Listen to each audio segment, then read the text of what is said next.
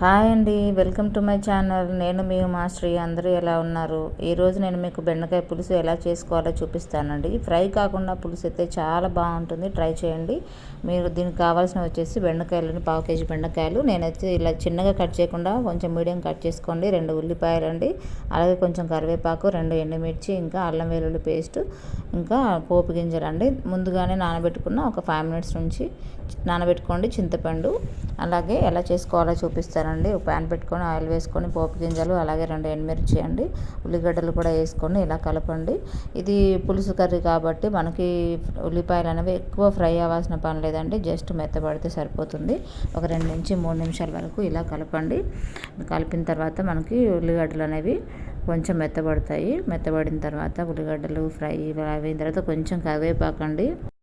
ఉల్లిగడ్డలు కావాలంటే కొంచెం ఎక్కువ వేసుకున్నా పర్వాలేదండి, పులుసు కర్రీ కాబట్టి బాగుంటుంది. కొంచెం కరివేపాకు తీసుకోండి. అలాగే కరివేపాకు ఇవన్నీ కలిపిన తర్వాత ఉల్లిగడ్డలు కావాలన్నప్పుడు కొంచెం ఎక్కువ వేసుకోండి. ఇందులోకి కొత్తిమీర ఇవన్నీ ఏం అవసరం లేదండి, జస్ట్ కరివేపాకు, ఉల్లిపాయలు ఇలా వేసి కలిపిన తర్వాత మనకి కొంచెం 1/2 టేబుల్ స్పూన్ పసుపు అండి వేసి ఇలా కలపండి. అలాగే 1/2 టేబుల్ స్పూన్ పసుపు అండి, అది మిస్ అయిపోయింది. సో 1/2 టేబుల్ స్పూన్ పసుపు వేసుకోండి, క్లిప్ మిస్ అయిపోయింది.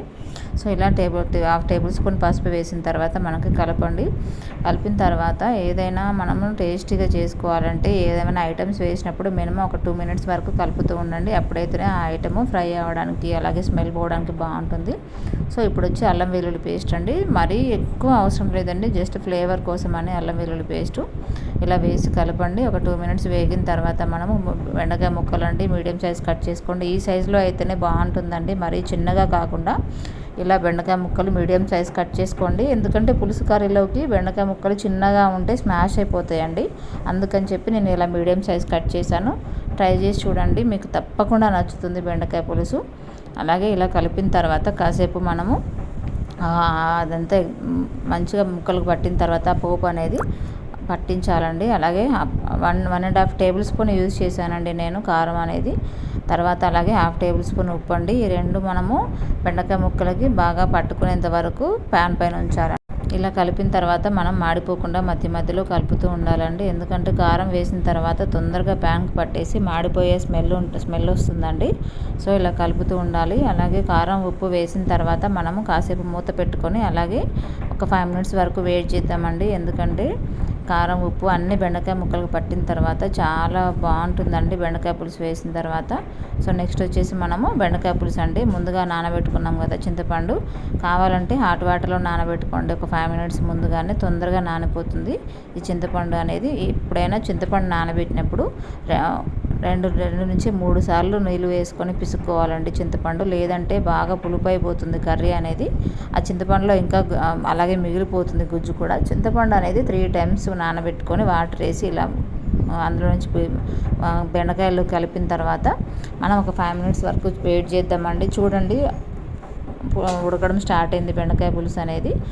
అందులోనే మనము కొంచెం ధనియాల పొడి వేసుకుందామండి. ఈ ధనియాల పొడి అనేది పులుసు చిక్కగా అవ్వడం కోసం హెల్ప్ చేస్తుందండి. బెండకాయ పులుసులోకి చాలా మంచి టేస్ట్ కూడా వస్తుందండి ధనియాల పొడి. గరం మసాలాలు ఇవన్నీ వేసుకుంటే ఈ సమ్మర్లో అంత మంచిది కాదండి హెల్త్కి. సో మనం ఓన్లీ ధనియాల పొడి యూజ్ చేద్దామండి. ఇలా కలిపిన తర్వాత మరొక 5 నుంచి 7 మినిట్స్ వరకు వెయిట్ చేద్దామండి. అప్పుడైతే పులుసు చిక్కబడుతుంది. ఈ కర్రీస్ ఉప్పు, కారం, ఇంకా ధనియాల పొడి ఇవన్నీ కూడా బెండకాయలకు పట్టి మంచి టేస్ట్ వస్తుందని. చూడండి ఎంత కలర్ఫుల్గా బెండకాయ పులుసు అనేది రెడీ అయిపోయిందో. మీరు కూడా ఇంట్లో ఒకసారి ట్రై చేయండి, తప్పకుండా నచ్చుతుందండి, నేను చెప్తున్నాను. మీరు ఒక్కసారి ట్రై చేసి చూడండి, ఇది 100%. చూడండి ముక్క కూడా ఎలా ఉడికిందో. ఇలా ఉడికిన తర్వాత మనకి సర్వింగ్ బౌల్లోకి తీసుకొని, ఈ పులుసు కూరలు అనేవి తొందరగా ఖరాబ్ అవ్వండి, మీరు తప్పకుండా ట్రై చేసి చూడండి. బెండకాయ పులుసు నెక్స్ట్ డే కూడా టేస్ట్ వస్తుందండి, పిల్లలు కూడా ఇష్టంగా తింటారు. చూడండి సమ్మర్లో బెండకాయ పులుసు టేస్టీ రెసిపీ. చూడండి అన్నంలోకి తక్కువ కర్రీతో ఎక్కువ అన్నం కలుస్తుంది. అలాగే ఫ్యామిలీ మొత్తం 2 పూటలా ఎంజాయ్గా తినొచ్చండి. మా బాబుకు కూడా చాలా ఇష్టమే బెండకాయ పులుసు, మీరు కూడా ట్రై చేయండి. Thank you so much.